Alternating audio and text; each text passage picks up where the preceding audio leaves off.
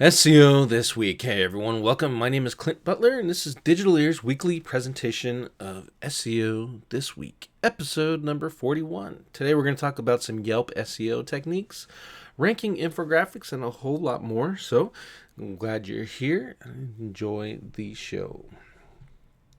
The first site we're visiting is KISSmetrics, and it's about behavioral marketing. It's a close look at what gets customers clicking. First thing it does is it starts off with the definition of behavioral marketing, and then it goes into something that a lot of people are writing about, but little people are actually putting these step by step. This is how you implement it into their content pieces. One thing here is how to set up ad-based retargeting inside of Google AdWords. Again, it's a step by step. Go through here and do X, Y, and Z. And plug it in and turn on your remarketing. It's very, very good explanation of the process, and it'll help you get through it actually rather quickly. The downside is there you have to actually, it's for the display network, so unless you have displays like banner ads already developed, go ahead and click on the link that shows you how to do it for the search network. Not too much different, but again, really helpful information. And then it goes into how to do the same thing on Facebook.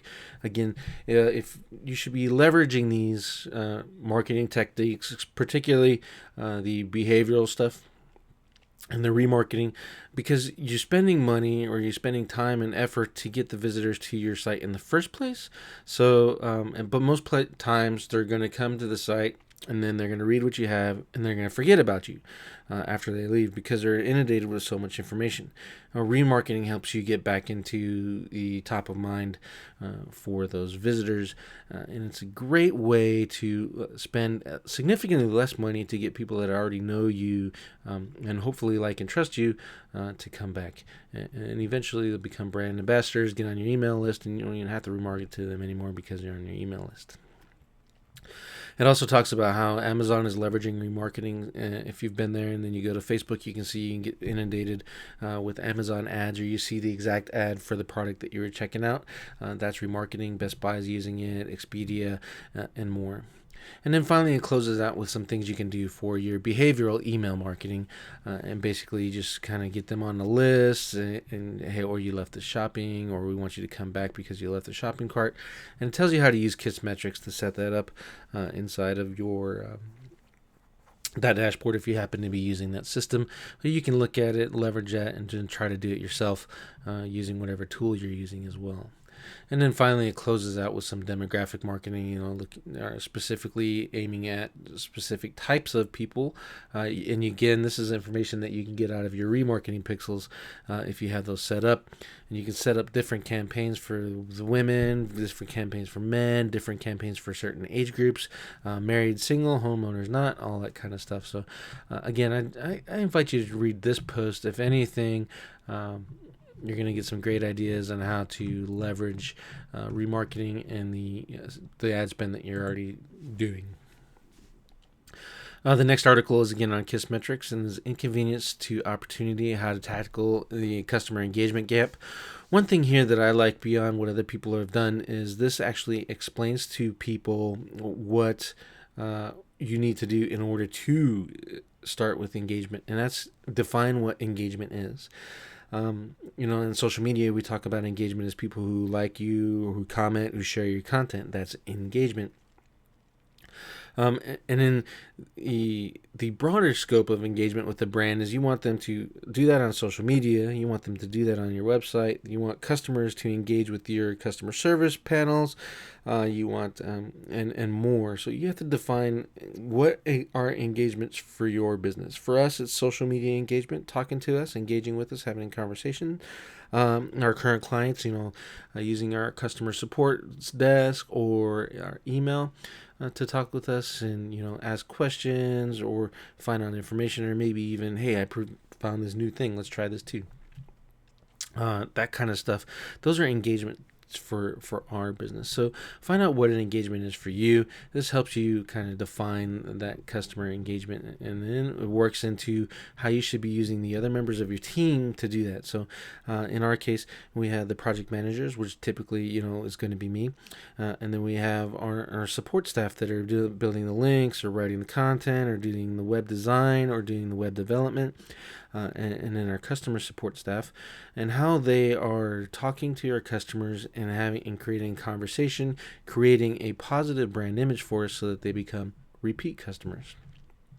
In so much as you want to personalize the customer experience and then collaborate with your customers. Let's say they have, you're selling X product and they have an idea on how X product could be turned into or morphed just a little bit to become a new product or a new service that they want to buy too. So, and you wouldn't know about that. You wouldn't know the customer is looking for that unless you have an engagement piece in set for them. So, this is a really good article. I hope you enjoy it. Next, we go to small business trends. Shoestring marketing doesn't have to be hard. Read these simple tips. There are some good tips in here. Leverage social media, create online content, become a commodity, and do guerrilla marketing. One thing I wanted to point out here is that they say that social marketing is free. They're kind of implying that content marketing is cheap, and becoming a commodity is cheap as well. Time is money for a business owner. You only have so many hours in a day to dedicate to specific aspects of your business, and marketing is one of those things that you're just going to have to do, especially if you're going to go quote unquote shoestring market it. You're going to need to at least dedicate, for example, if you're doing social media as a marketing method, 2 hours a day at a minimum, and probably even more when you're first starting out. Let's just say, for example, you're just using Facebook. That's 2 hours where you're going in there, you're sharing content, you're talking to people that are in groups that are related to your niche. You're talking on pages. You're reaching out to specific personal profiles. And so much more. So there's 2 hours in there. And for us, we focus on the top 5, which is Facebook, Twitter, Pinterest, Reddit, and then maybe Instagram. Let's say you're doing an Instagram kind of thing. There's 2 hours on each one of those networks right there. And if your average hourly rate is, let's say it's $125 to pay an employee for to do all of this for you, that's $125 a day times 30 days, because you don't want to stop. You want to maintain consistency and responsiveness on all of these networks.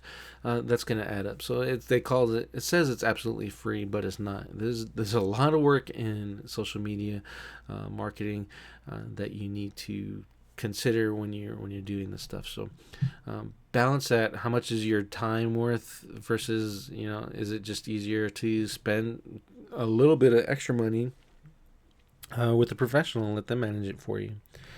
Content marketing is the same way. Are you going to create it yourself? In that case, it's going to take you, if you're not good at writing or you're not used to writing, 3 or 4 hours to write your first article, you can probably knock it down to 30 minutes eventually. And then you have to promote that content. You have to get the graphics together for that content. You have to, maybe let's say you're doing videos, you have to add that to it. You have to do the keyword research, the market research, and the topic research. So all of that stuff's going to take time too. While you don't have to do as much content marketing as you grow, however, in the beginning you're going to need to do it at least 2 to 3 times a week, just so you can get some more long tail and more branding out there in front of the world. So again, this is another thing. It's shoestring is one thing, but being cheap is a completely different thing. So make sure that you're balancing that out when you're making decisions on what you want to take on and what you don't, particularly if marketing, and if you don't have a marketing background or you're not savvy on the marketing of your particular product, but you have a great product, you need to get it out there, then you probably shouldn't be quote unquote shoestringing these. You should be looking for the people that will give you the amount of stuff or the return on investment for what you have available.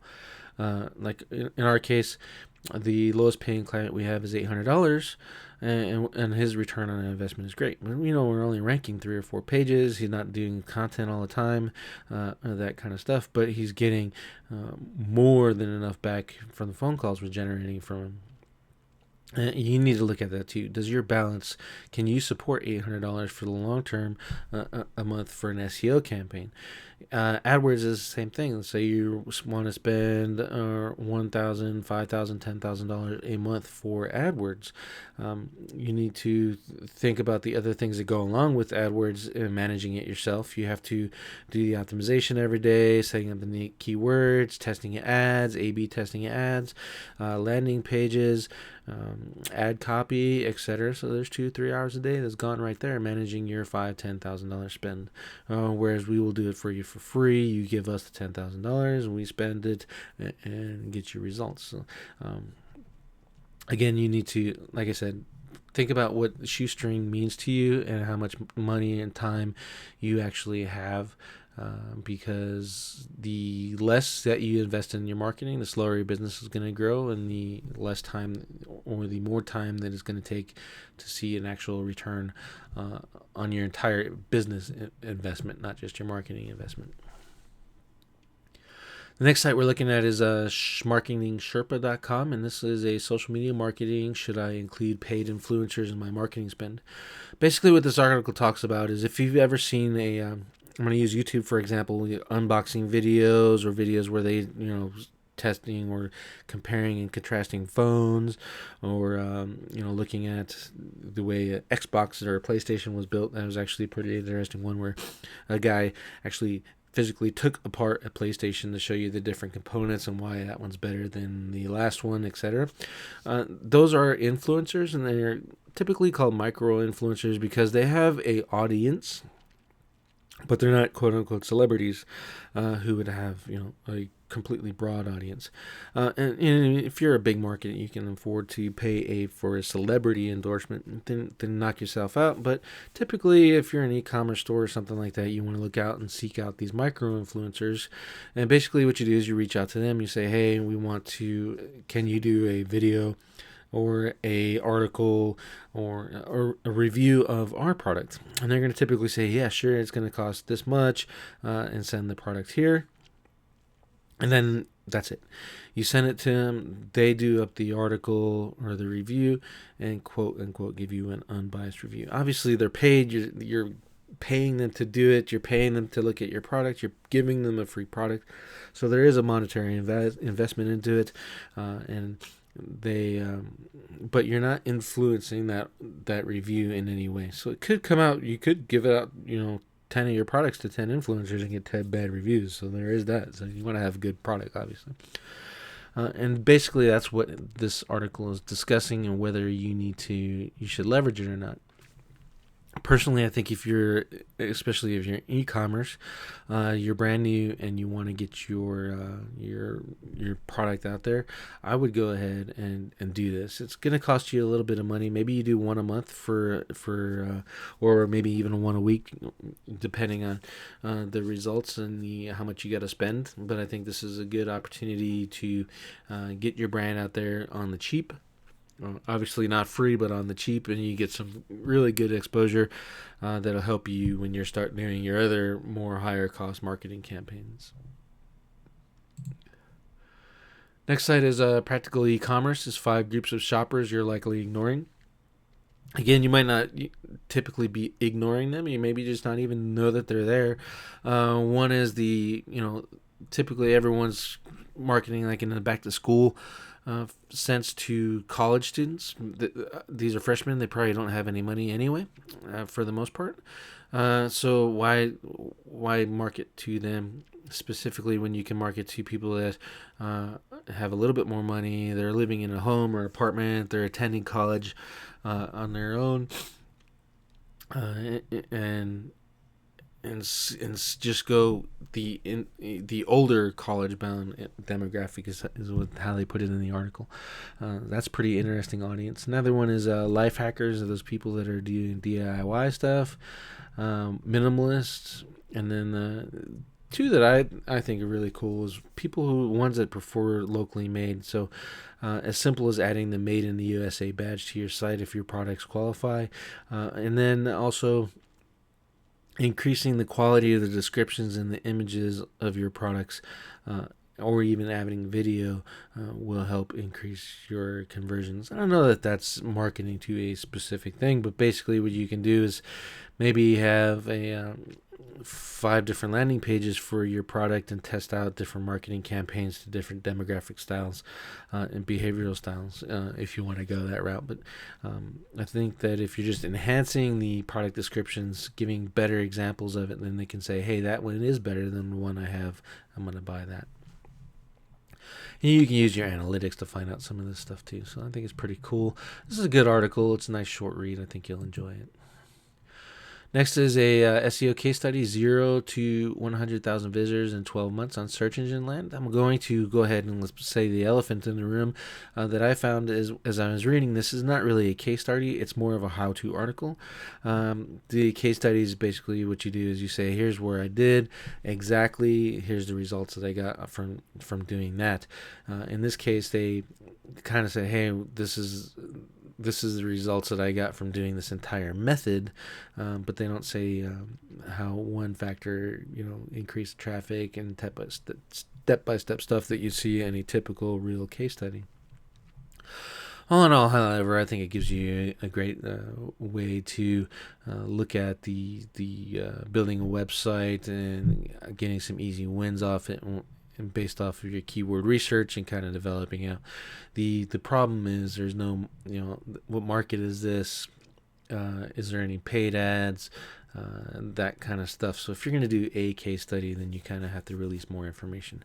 Unfortunately for us in our industry, people who do release case studies and identify websites end up getting negative SEO'd or other things just because of the way you have, I guess you can just go ahead and say it, there's dickheads in every industry, and we have ours. So that's the downside of writing case studies.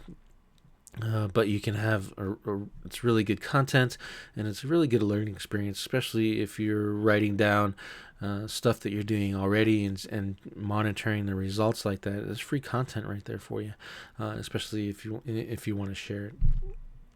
In this case, he wrote some things that he's doing to rank this website. He did it over the course of the year, how he got some links, how he established some link acquisition channels. He's just creating content, using keyword research, and then looking at other people and seeing what kind of content they're making and leveraging that information, and then just kind of go rinse and repeat, and doing it over and over again, eventually seeing a result. So I think it's a pretty good article, how-to article, definitely a broad term kind of thing to look at, but I think you'll enjoy it and give you a little bit of ideas on some things that you can do for your website if you're not doing it already. Next we go to Moz. It's 3 B2B case studies that prove power of call to actions. I won't go into too much on this article in so much as the case studies. I think those were kind of weak. What was really interesting is the analysis. It's called a cycle analysis spreadsheet. They looked at call to actions for 100 different SaaS landing pages. And this is, if anything, it's going to be a great spreadsheet for you to use as a swipe file when testing your own call to actions. And this kind of illustrates why it's so important to do it, and testing out and testing different words and learning about friction and how the more fields you require, the more friction, meaning that, but in return, it could mean that you have a higher motivated buyer at that time too. So you have to balance those two out to find the quote unquote sweet spot for your particular marketplace in your business. There's also some examples of what you can do to change call to action button text to increase conversions.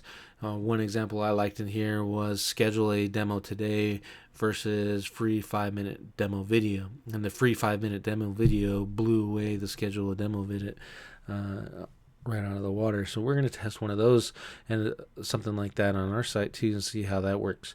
Again, the studies in here are actually kind of weak, but the actual source document for all of them is actually really cool. So read the article and check out that cycle analysis spreadsheet for sure.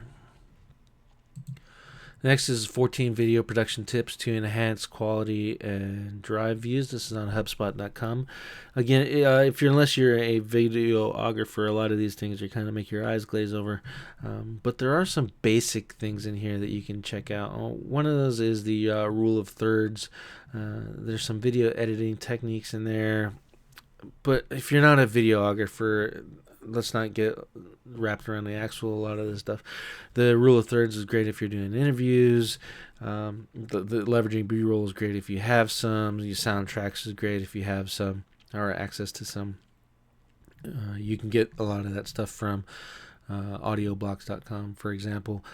Some good music in the background that works. But you want to at least don't let any of this hinder you. And a lot of people will see posts like this and go, oh, I have to do all those things. I got to learn about tripods. I got to learn about lighting and all that other stuff. And that's just wrong. Turn on your smartphone and just start recording videos. Turn on your screen share software and start recording videos. Do that kind of stuff. Get comfortable with it. Get comfortable with the process. And then grow as you have to. Grow as you know, as I like to put it. For most people, you're not going to make a full-blown commercial or high-quality video studio. You're not going to have that stuff right off the bat. So just make it. And worry about your sound, really. A lot of people will forgive you for crappy video, pixelation, all that other stuff. They'll forgive you for it as long as they can hear you clearly. So go ahead and worry about your sound, and then just make the videos. That's what I'm going to say with that. Next is SEMrush.com. It's SEO Audit Essentials. This is one of those Rush chats that they have on Twitter. It's actually pretty good. There's a couple questions in here. SEO audit checklists. What SEO issues can hold your conversions back? And out of these issues, which would you first fix and why? This is really, I like showing this off because you get some new perspective on the answers. But more importantly, I want you to take away from this how they leverage their Twitter audience to create a piece of content on their blog.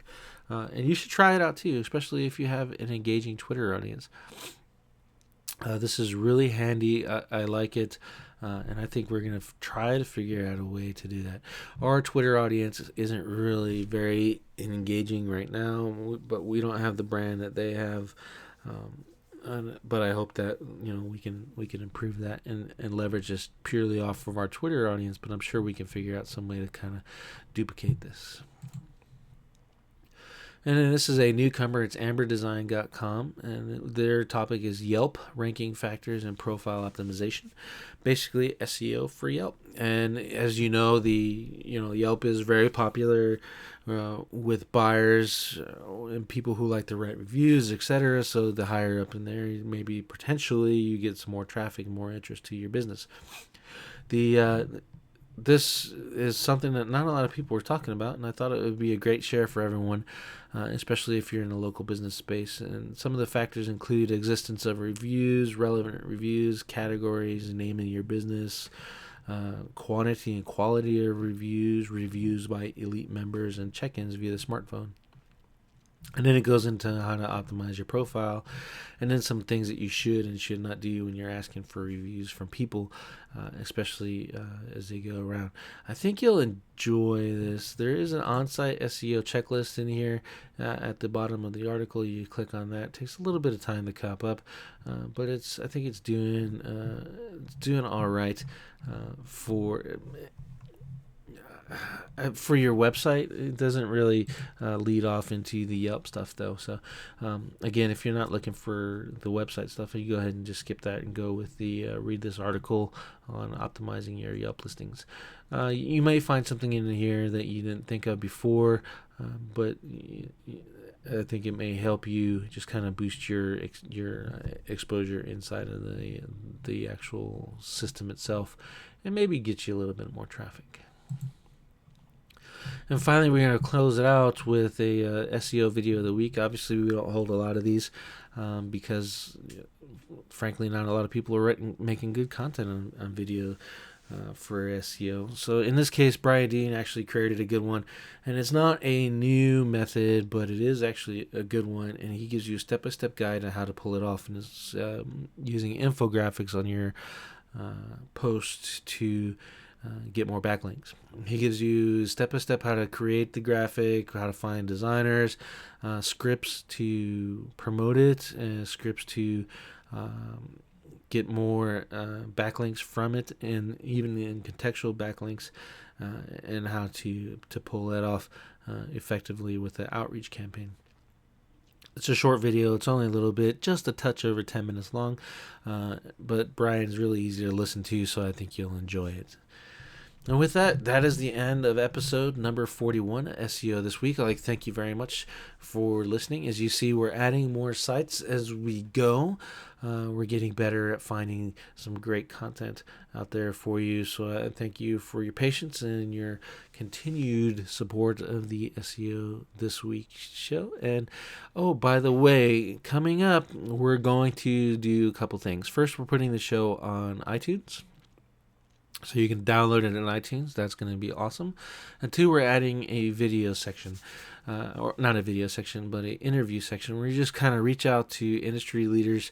We might do it once or twice a month. I haven't decided yet, but just having a nice chat with people that are inside of our space that can provide us great information and help you market your business. The first two on the chopping block are going to be Ted Kubitis over at SEO Tools, and he's going to talk to us about some keyword stuff and on-page optimization tools that he's created that we've actually used for our clients that leverages very well. And we're also going to talk to Derek Booth about PPC. He is a go-to expert for PPC and how to leverage that for not only increasing your optimizations inside of your AdWords campaigns, but also your search engine optimization campaigns, especially for keyword research. We're going to learn about his little bit keyword research techniques. So I hope you look forward to that, and that will be coming probably next week. We'll have Derek, and then a week after, maybe the week after that, we'll have Ted on. So with that being said, I hope you enjoy your week. Thank you for watching episode number 41 of SEO This Week.